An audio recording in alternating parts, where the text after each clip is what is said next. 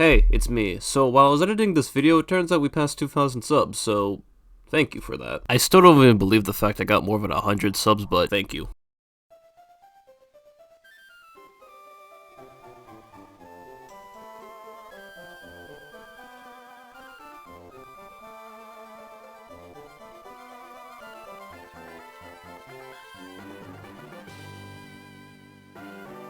I've always had an interest to do a Pokemon challenge for the longest time, but struggled on what challenge I should do, and since I'm on a quest to copy all my favorite YouTubers, I finally settled on doing the one and only Locke.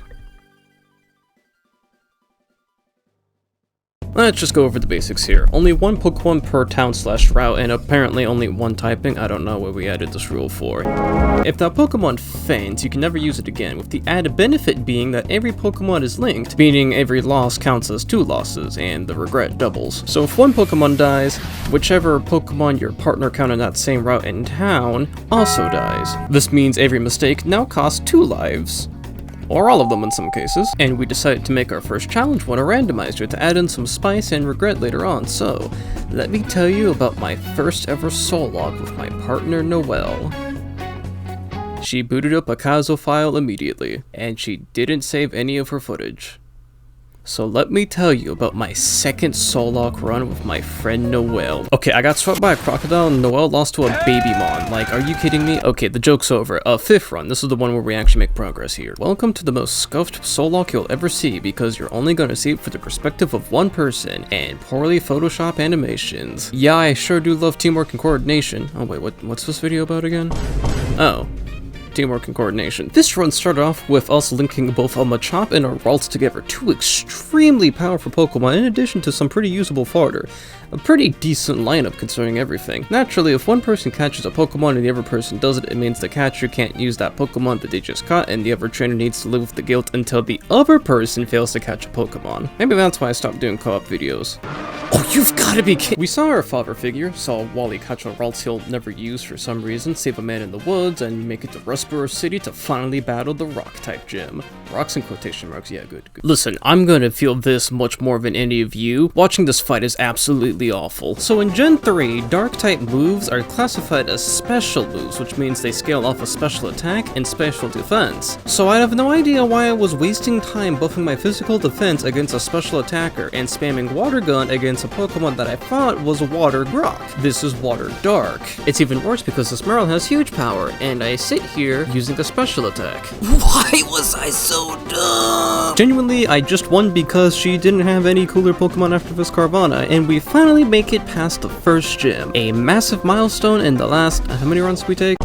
No, yeah, that seems about right. We finally make it to Dewford, attain a stick for fish, and get some pretty good Pokemon, all things considered. A Caterpie mixed with a Carvana, a Sentret mixed with a Wurmple, and a Feebas mixed with a Ferbrana. Albeit, I need all 8 gym badges before I can get Flygon because we installed the level cap rule, so yay. Fun fact, a way we decided to measure which Pokemon were linked together were to basically make fused names of the Pokemon, and then put them through a Pokemon fusion. This would either be a random AI catastrophe one, or it'd be a legitimate fusion, which meant the quality of them was absurd to say the least. Now, I have no idea which fusions are which because I can't guess half the names when I have names like Hurl and Poocher to guess from. Seriously, I have no idea what these Pokemon were linked to. And because I'm making this video behind a certain someone's back, I can't exactly ask for the Pokemon files, so play the game with me and guess which Pokemon are linked to which. Not much else happens in Dewford. We deliver a letter, hope the game's not rigged. In the meantime, I take an Ultra Kill break.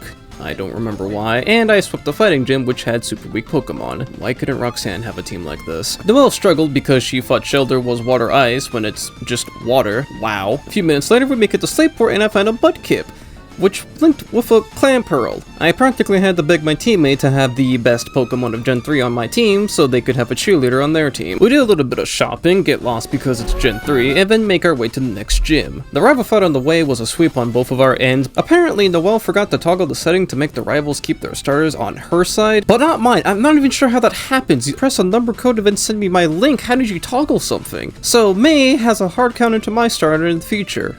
Awesome. I entered the electric gym and get by with only doing one double battle, nothing too bad here. And it was around this point when a chatter brought up the idea that all the gym leaders' aces would be bound to the Pokemon's base stat spread, which would mean my Watson would either have a Cacturne, Dugong, Kingler, Manectric, or a Raichu. I had a Marchtop and a Moth that could sweep all those Pokemon, so I was feeling pretty comfortably. And when we finally got to the ace, oh, so you just threw out a Hariyama for me as well. I mean, Hariyama makes more sense. This is around the level you get a Hariyama. Fix that. Oh, fake out. All right, that was. Whoa! Whoa! Heal. Yep, it was gonna do a vital throw. Oh. Which always goes last. Okay. Vital throw always goes last. Okay. No. I can chill with this for a second. After a tough battle, I probably know what you're thinking. None of the predicted Pokemon turned out to be the ace. And, well, that's because that wasn't the ace. What the fuck? So fair! BST does not fucking matter. This is a 500 BST. We're going to do some pro strats. You're going to want to switch between... Poocher and Harold. Just keep switching those two back and forth. Okay.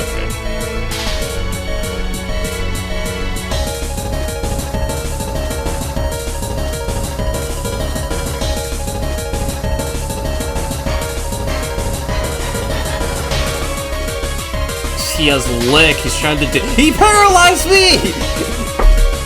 It knew! It knew!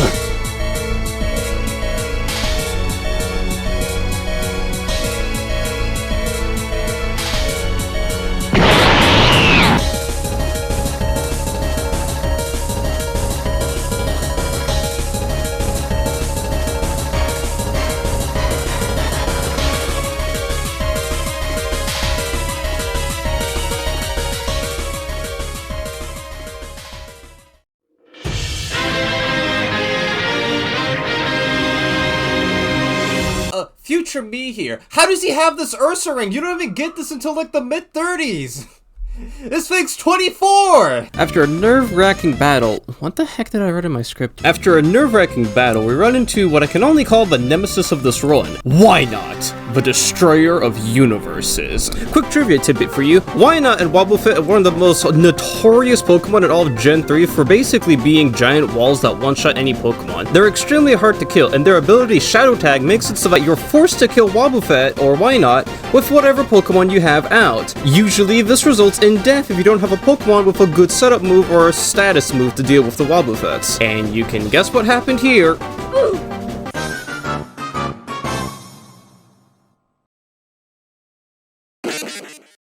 I had to take this as a sign that Arceus himself wanted this run dead, and we unfortunately lost Mudpearl. Thankfully, I was able to damage control the situation, but losing a future Swampert really hurts you. Luckily, things turned around as the next route contained the pre-evolve of Ursaring, Dedicute. And considering the damage this Ursaring was doing to me in the third gym, it felt pretty relieving to have a really powerful ally along my side. Also, I was linked with an Execute, so this Pokemon wasn't dying easy. We make our way through a cave, find another god of the Pokeverse. I don't know what this is supposed to be rereading the script. It was another why not. Go through a field of ash and desert, nothing really happens along.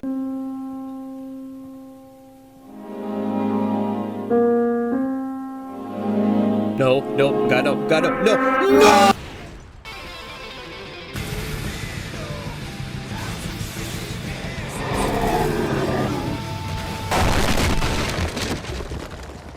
How did why not kill both my water types? Now having to bear all the shame because I'm the reason for all the casualties this run, we finally make it to the fourth gym. The Fire Gym. Yeah, make those quotation marks bigger. I took a Google Pac-Man break and we had to plan out a decent team since we both had pretty iffy Pokemon on both of our sides. Now this team may look good on paper, but Nidoking has no stab, Hoppy is a status bond with stalled potential, and Golbat just outright sucks in this era. I don't think he has anything here. He's my cheerleader. Thankfully, Flannery was weak to kicks and Poocher, so I got my fourth gym badge only using 2 Pokemon. Could have been much worse, but better than the raid boss bear I had in the last gym. Oh, speaking of the bear, I have it now, and it's busted. Look at this stat sheet, and it's linked with an Executor, so yeah, this thing is not dying easy. Eventually, we finally evolve our Gardevoir and get the final form of Rotchop, which...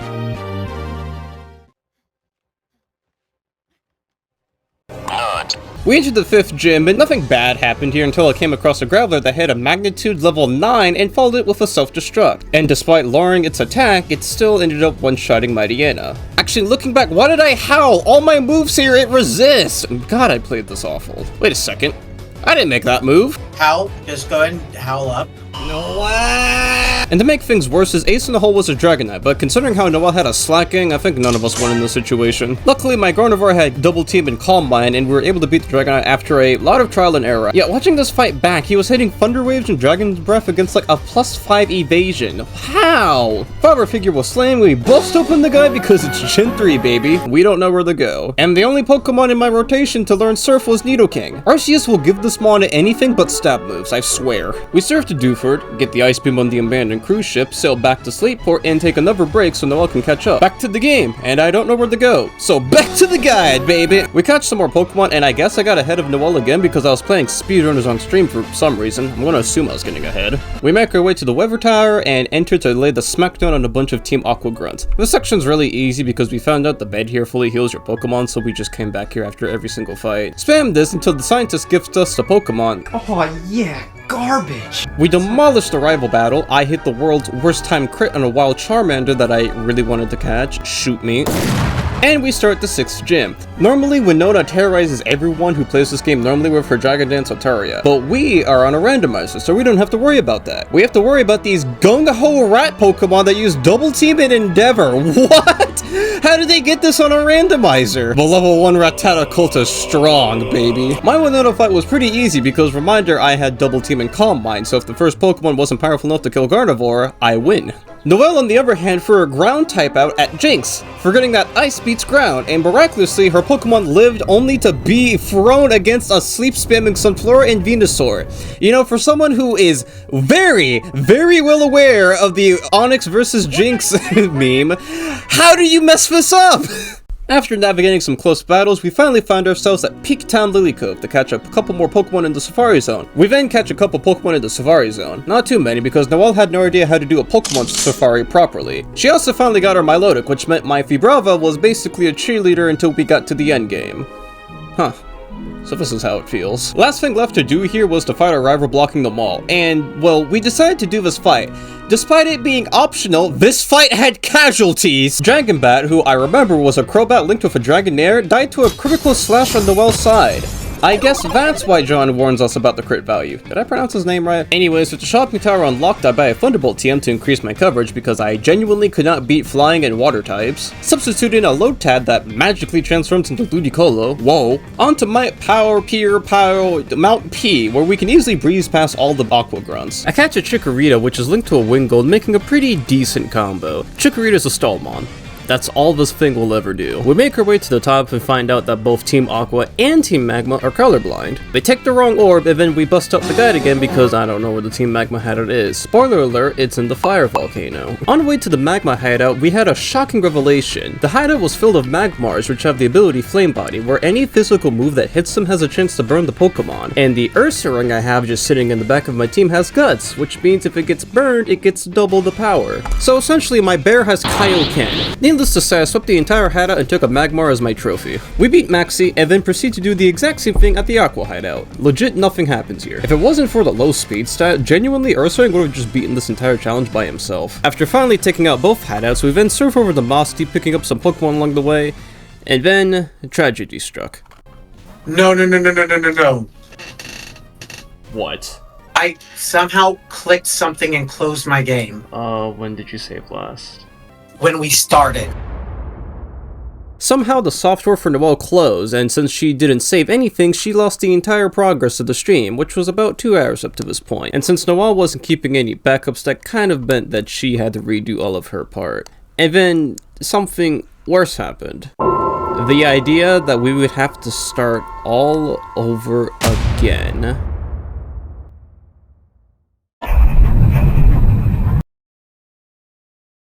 Pokemon handoff style. It's nothing special, simply just two people play on the same Pokemon file for about an hour each. Me and Rose decided to do this, both record our parts, and we were having a good time. Until Rose suddenly no longer wanted to participate in the project, thus meaning I would have to start all over again. If I die once, I would have to start the entire challenge all over again. And now I would have to start all over again. We'll just continue, like, independently. No. What? No. Did it restart? Yes. Yes, it did. And again. And again. And now again. I would have to start again. And again. And again. And again. No. And again. And again. No.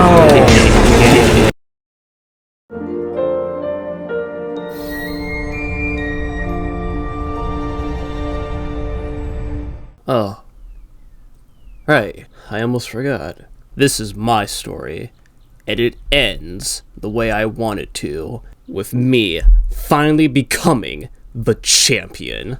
Welcome to a glorified randomizer Nuzlocke. My name is Max, and I am very sleepy. Like and subscribe on this video. I am no longer asking. The Titan Liza gym wasn't too bad because, again, I had a Kaioken Bear and a Toxic Stallmon team with evasion and recovery moves. The funny thing is, I didn't even use the bear that much. I swept the entire gym with Gardevoir, surprisingly. 7 badges, and our next stop's the Emerald Guide, because this part's confusing. Okay, so basically, after you beat the gym, you walk over here to the rocket facility and sweep all the Magma team members. It's not that hard. Afterwards, you're able to dive into certain areas, and you need to dive to get access to the second Aqua hideout. Problem is, there's so many areas where you dive that if you don't go in the right direction, you'll actually loop back into areas that you've already been in before, which basically just makes it a giant underwater maze you have to get through, with you possibly losing progress. Why do I hear that music? After being lost in the ghetto lost woods but in water, I somehow caught a Starry, which I'm pretty sure I shouldn't have been able to catch, but if you want to debate with me, don't. Oh, speaking of that, consider how I lost my soulmate, I guess, that basically opened up every single Pokemon in the PC. I was no longer restricted. I could finally build a team. I proceeded to use the same Pokemon because they were already powerful to begin with. I also debated using Pokemon that I personally never got killed or my partner failed to catch, but, well, hindsight, I never used any of it. That was a lie because this Politoed was never caught on Noel's side. We make it to the second Aqua hideout because they had a second one for some reason, and we find Lucifer! This is truly an SMT game where I'm just catching the bosses. Hey look, it's Archie! And he loses to my starter. Gaming. Fast forward. We blur the Apple alarm at Big Greed so he can go put a stop to the most one-sided fight in Pokemon lore, and we can finally challenge Juan. The only challenge here was a Tauros that used Thrash, but he quickly got confused, and for some reason his Pelipper, which he saved for last, didn't have an attack move, which is weird. I mean, we take those. 8 gym badges, baby. Hey, remember Wally? Yeah, well, he has a floating heart attack that can basically kill any of my Pokemon, and I don't have coverage for it. We got lucky because the only move this Pokemon was using was Bide, which I'm confused why he'd still even knows Bide at this point. The only other issue we had was this raid boss Snorlax with Block, which means we can't switch Pokemon. Oh god, I would have lost a run here. Thankfully, it dies to 2 Hyper Beams from Pikachu. Listen, I'm not gonna sugarcoat it here. The real ally of this run was the Gen 3 guide, because I got lost in Victory Road. I spent like an hour in here. After that, we finally make our way to the Elite Four. I mean, make our way to the casino, because we gotta prep. We do some shopping for items, and finally start the siege on the Elite Four. Here's the final team. Chikorita with Reflect, Synthesis, and Toxic to basically have a decent Toxic Mon. Gardevoir with Double Team, Calm Mind, Thunderbolt, and Psychic to basically be the sweeper. Flygon finally making his debut with good defensive typing and Earthquake because I finally have an answer to electric types. Starmie with Thunderbird, Psychic, and Surf, I'll back up in case Chop dies. Ursaring, he's just here to punch things, and Magmar with Sunny Day Flamethrower because he's really just here for coverage. And with that, the slaughter begins with Sydney.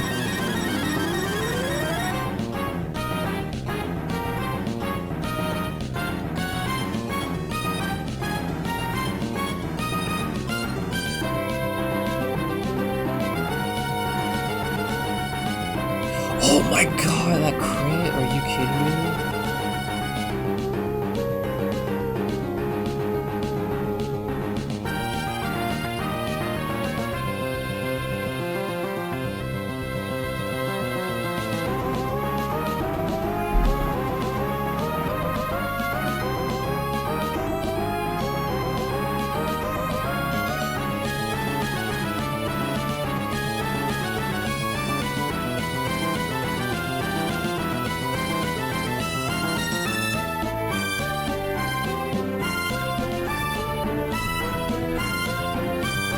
And we finally reached the final member, Drake. He starts off with Valumis, we burn it. We have to stall out Lantern because he unfortunately heals it, and it was kind of shocking us a lot. I thought it would be smart to set up on a dying Pokemon since he was toxic, and getting a +1 to any of my stats would be really beneficial. Then out of nowhere, Drake hits me with a surprise full restore, which means Gardevoir was gonna have to take some damage in the process. And before you're asking why I'm not just using Thunder to kill the fish, this fish has Volt Absorb. With Gardevoir being a little injured, Drake then throws out Crobat, which kind of loses in this matchup. Gardevoir was definitely taking a hit here, but I figured it would be better for them to kill one last Pokemon before they had to set up for the rest of the fight. Unfortunately... No, you probably do outspeed me.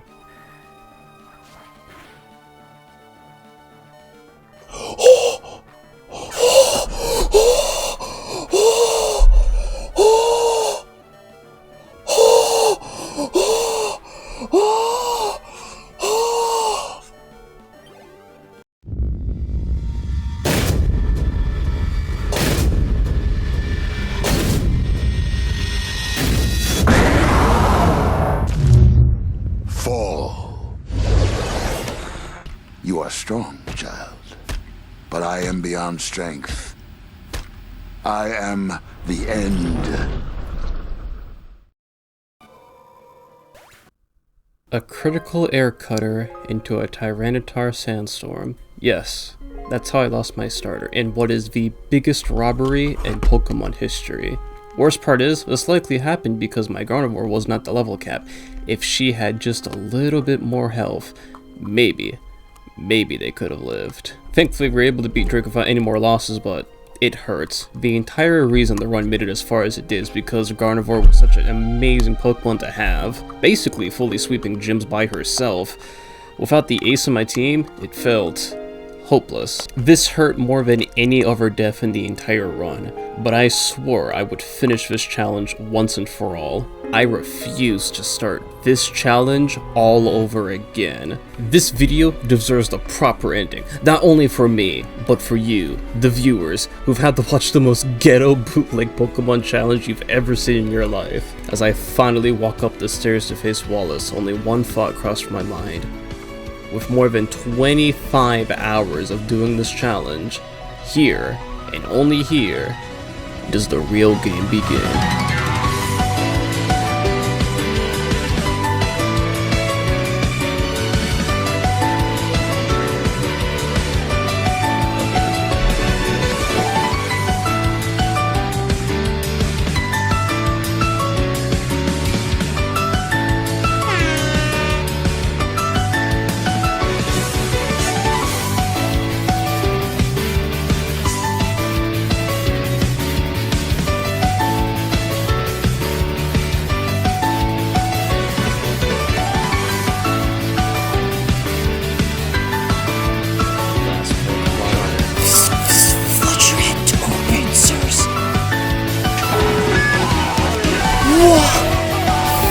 You're kidding me.